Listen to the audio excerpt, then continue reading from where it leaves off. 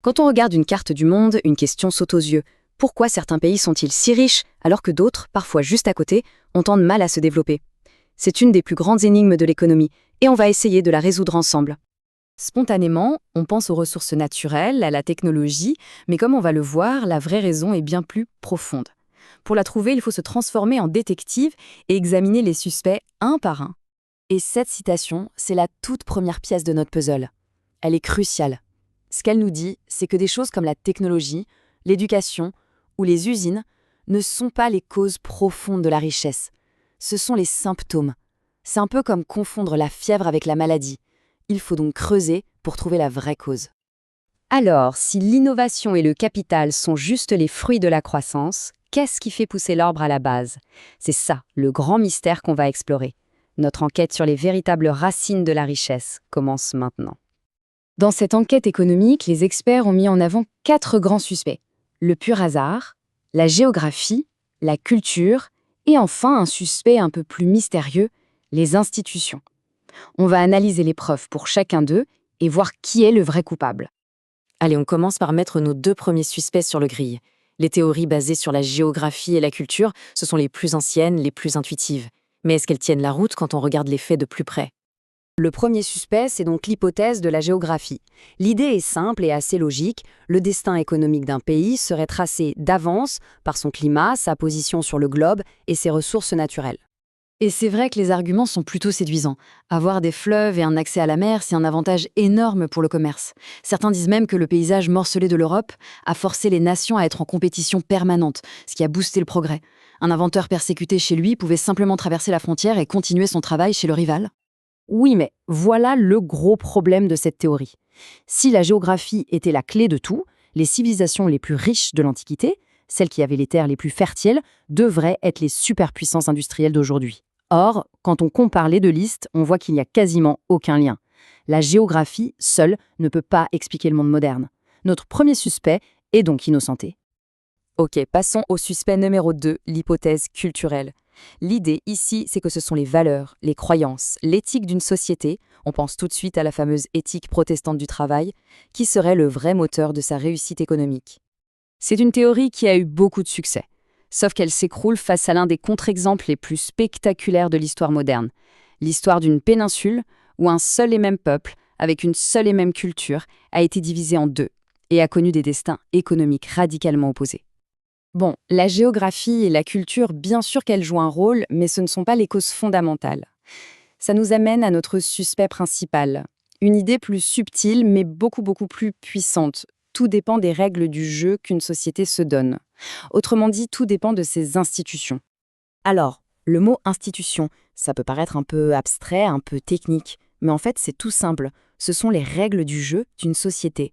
S'incluent les lois qui protègent la propriété privée, la constitution qui limite le pouvoir des dirigeants, mais aussi les normes sociales, ce qu'on a le droit de faire ou pas. Ce sont toutes ces règles qui nous poussent, ou pas, à travailler, à innover, à investir. Et là, c'est le point absolument crucial. Il y a 2 grands types de règles. D'un côté, il y a les institutions qu'on appelle inclusives. Elles protègent la propriété, assurent un état de droit pour tout le monde et permettent au plus grand nombre de participer à l'économie.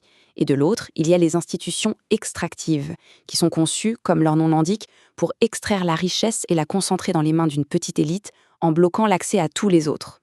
Pour tester cette théorie, l'idéal serait d'avoir un laboratoire. Eh bien, figurez-vous que l'histoire, par un tragique concours de circonstances, nous en a fourni un presque parfait. C'est l'histoire des 2 Corées.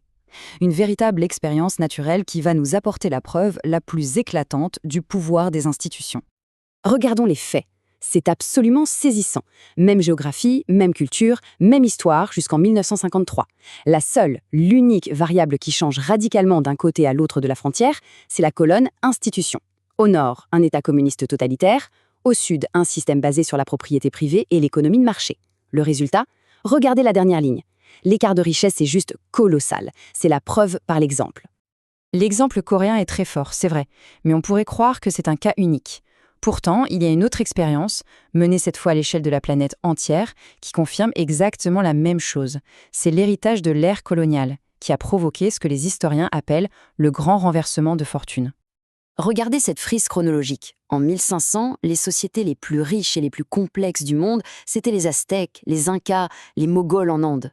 5 siècles plus tard, la carte de la richesse mondiale est complètement inversée.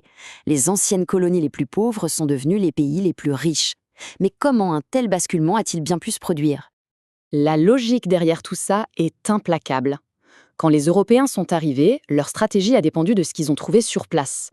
Dans les endroits déjà riches et très peuplés, comme en Amérique du Sud, ils ont mis en place des institutions extractives pour forcer la population à travailler pour eux et piller les ressources. Mais dans les endroits pauvres et peu peuplés, comme en Amérique du Nord, où ils se sont installés en masse, ils ont recréé les institutions inclusives de leur pays d'origine pour protéger leurs propres droits de propriété. Et les conséquences de ce choix se font sentir encore aujourd'hui. Quand la révolution industrielle a déferlé sur le monde, les pays avec des institutions inclusives ont sauté sur l'occasion. Mais dans les pays avec des institutions extractives, les élites en place ont tout fait pour bloquer le progrès. Pourquoi ? Parce que l'innovation et l'industrialisation créent de la destruction créatrice. De nouveaux riches apparaissent et menacent le pouvoir des anciens. En protégeant leurs rentes, ces élites ont condamné leur pays à la pauvreté. La conclusion de notre enquête est donc sans appel. Ni le hasard, ni la géographie, ni même la culture ne sont le facteur décisif. La cause la plus profonde, la plus fondamentale de la prospérité des nations sur le long terme, ce sont les institutions. Ce sont les règles du jeu que les sociétés choisissent de se donner. Mais si les institutions sont si puissantes, si elles déterminent le destin des nations, ça soulève une dernière question, absolument essentielle pour aujourd'hui. Qui a le pouvoir d'écrire, et surtout de changer, ces fameuses règles du jeu ?